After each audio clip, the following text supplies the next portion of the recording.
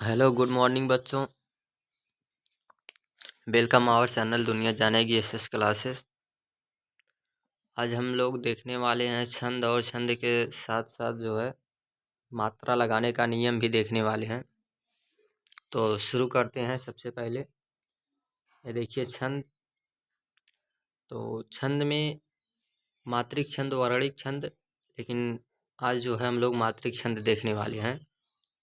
तो मात्रिक छंद में ये देखिए, मात्रिक छंद को 3 भाग में बांटा जाता है। एक जो होता है सममात्रिक छंद, अर्ध सममात्रिक छंद और विषम मात्रिक छंद। तो इनको जो है 3 भागों में बांट लेते हैं और बांटने के बाद जो है हम लोग सममात्रिक छंद में देखो क्या क्या आएगा, एकदम फाट काट में आसानी से देखते चलते हैं। सममात्रिक छंद में चौपाई चौपाई आएगी, जो कि जिसमें 16 मात्रा होती है। अभी परिभाषा भी देखते चलेंगे इनकी। दोहा, दोहा में जो है 13, प्रथम और तृतीय पंक्ति में 13 मात्राएं, दूसरे और चौथे में 11 मात्राएं। फिर इसी तरह से रोला जो है सममात्रिक छंद में, इसमें 24 मात्राएं होती हैं, 4 चरण होते हैं। और फोरठा जो है एकदम दोहे का उल्टा होता है। एकदम दोहे का उल्टा, इसमें पहले और तीसरे में 11 मात्राएं तथा दूसरे और चौथे में 13 मात्राएं। फिर इसके बाद जो है विषम मात्रिक छंद। विषम मात्रिक छंद में क्या है, कुंडलियां है।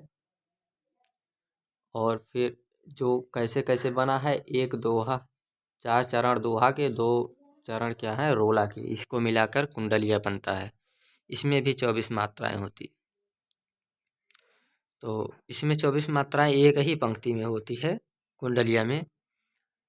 तो ये हो गया। अब एक एक की इसे याद करना थोड़ा आसानी होगी, ये जो है कितना किस में मात्रा होता है और कौन सा छंद किस में आता है, जैसे सममात्रिक में आता है कि अर्ध सममात्रिक में आता है। ये कई बार पूछा भी जाता है, तो काफ़ी आसानी से याद हो जाएगा। सममात्रिक छंद की परिभाषा देख लेते हैं। जिन छंदों के चारों चरण की मात्राएं व वर्ण समान हो, क्या हो, समान हो, उन्हें क्या कहते हैं, सममात्रिक छंद कहते हैं। सममात्रिक छंद में जैसे चौपाई हो गया और रोला हो गया, तो ये हो गया हमारा सममात्रिक छंद। फिर इसके बाद जो है, इसके बाद अर्ध सममात्रिक छंद। तो अर्ध सममात्रिक छंद किसे कहते हैं, जिन छंदों के दूसरे और चौथे चरण की मात्रा में समानता हो। फिर दूसरे और चौथे के, तीसरे और पहले और तीसरे में समानता हो, दूसरे और चौथे में समानता हो, लेकिन चारों चरण समान ना हो, इसे अर्धसम, क्योंकि आधा आधा तो समान हो रहा है, इसीलिए अर्धसम कहते हैं। जैसे दोहा, दोहा हो गया। फिर इसके बाद जो है विषम मात्रिक छंद। विषम मात्रिक छंद में देखिए, विषम मात्रिक छंद की परिभाषा, जिन छंदों में 6 चरण हो, कितने चरण हो, 6 चरण हो, और उनकी मात्रा समान ना हो। 6 चरण रहेंगे और उनकी मात्रा समान नहीं रहेगी। जैसे कुंडलिया, कुंडलिया दोहा और रोला से बनी है, दोहा और रोला की मात्रा समान होती नहीं, तो इसीलिए जो है ये समान नहीं रहेंगी। तो ये हो गया हमारा छंद था, जो जैसे थोड़ा सा बस आसानी से याद करने के लिए इसको बता दिए हैं। काफ़ी आसानी से याद हो जाएगा और काफ़ी अच्छा है। मात्रा लगाने का नियम देखते हैं हम लोग। तो मात्रा लगाने का नियम, इसमें क्या क्या नियम होना चाहिए। पहली बात तो लघु मात्रा और गुरु मात्रा। लघु मात्रा का संकेत जो है खड़ी रेखा होती है, खड़ी रेखा एकदम ऐसे सीधे, और जिसे एक गिना जाता है, एक मात्रा काउंट किया जाता है। और गुरु मात्रा का संकेत वक्र रेखा, इस तरह से ऐसे ऐसे होती है। ये इतना ज़्यादा ऊपर नहीं रहता है, यही है ऐसे थोड़ा सा। और इसमें 2 मात्रा गिनी जाती है। इसमें कौन कौन किसमें मतलब 1 मात्रा लगाएंगे और किसमें 2 मात्रा लगाएंगे, वो देख लेते हैं। तो आ, छोटा, छोटी ई, छोटा ऊ एवं री, इसमें क्या कितनी मात्रा लगेगी, सिर्फ एक मात्रा गिनी जाएगी। जहाँ कहीं पर ऐसे स्वर आएंगे तो उनमें जो है एक मात्रा गिनी जाएगी। लेकिन जहाँ पर बड़े आ, बड़ी ई, बड़ा उ, ए, ऐ, ओ, औ, ए आ जाए तो इसमें क्या हो जाएगा, दो मात्रा गिनी जाएगी, दो मात्रा। तो इसमें जो है दो मात्रा गिनी जाती है। ये था पहला नियम।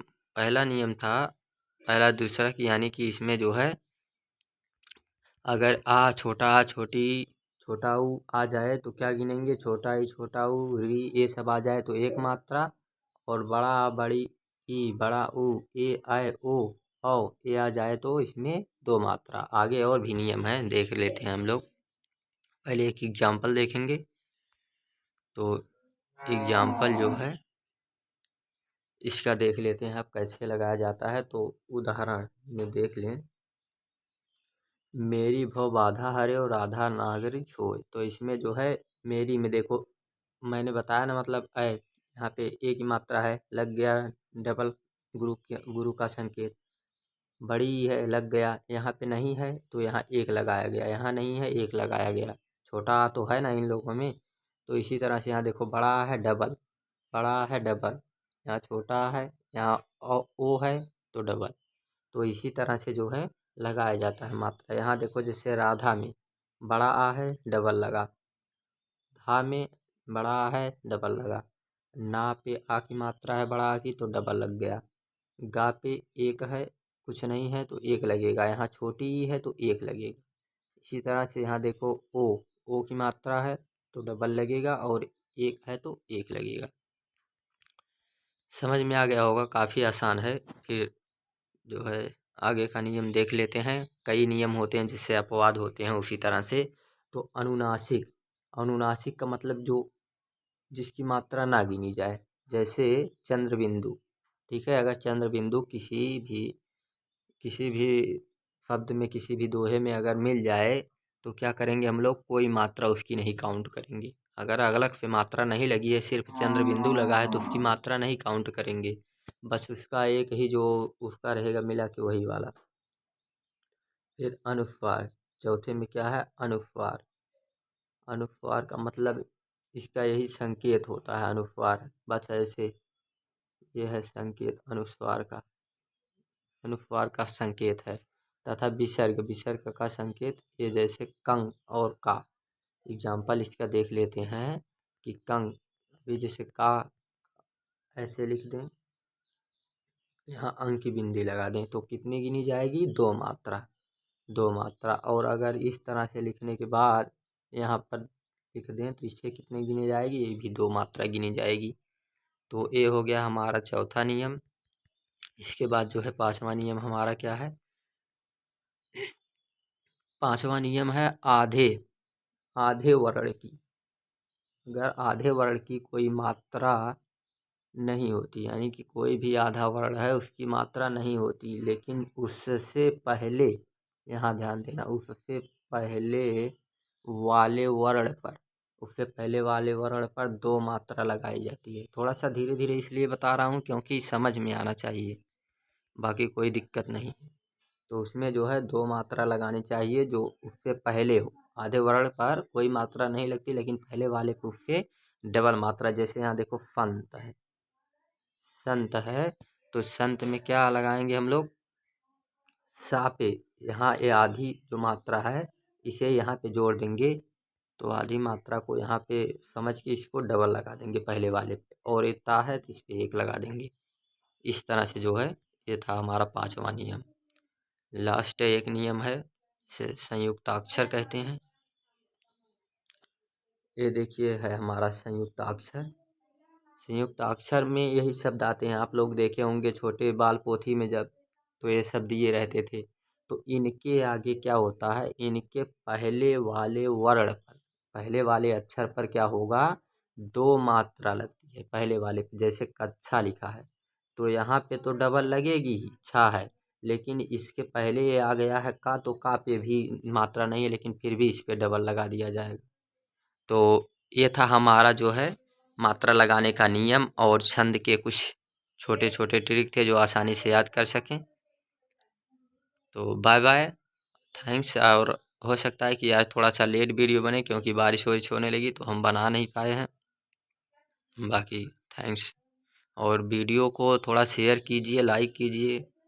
और आप लोग फैला नहीं रहे हैं, थोड़ा सा कैसे से काम चलेगा। और वीडियो को देखिए थोड़ा, ठीक है। Bye bye, thanks.